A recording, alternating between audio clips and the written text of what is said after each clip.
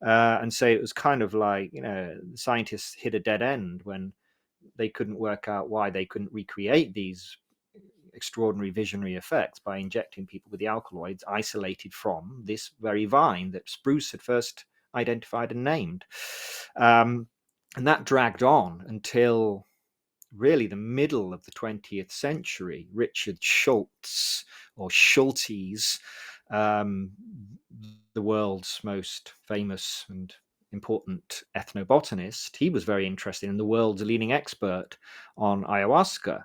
But he was struggling as much as anyone, partly because when he spoke to indigenous groups that were making ayahuasca, which went by dozens of different names depending on who you spoke to, and there were dozens of different recipes. So they all contained the carpi vine, Banisteriopsis carpi, the ayahuasca vine, but then they also contained often dozens.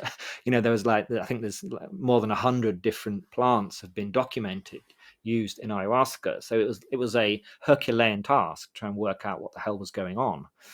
And it wasn't really until William Burroughs, the novelist, trekked into the Colombian rainforests with the aim of finding out about this drug that he'd read about in this magazine, Yahe, which was described as the world's most powerful psychedelic. And he went into the jungle to find it, and he found it. And he had several kind of fairly unimpressive experiences, probably just as infusions of the carpi vine alone.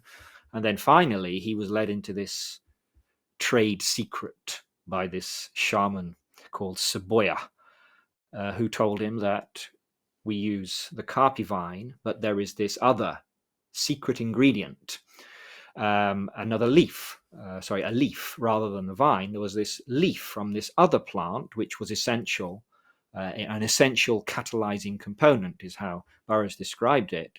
And he sent these leaves to Richard Schultz and said, I think this could be important. I think this could be the key. This is why the experiments have failed before, is because you're concentrating only on the Harmala alkaloids, whereas there needs to be this other plant. Maybe this other plant contains some other chemical that's really important here.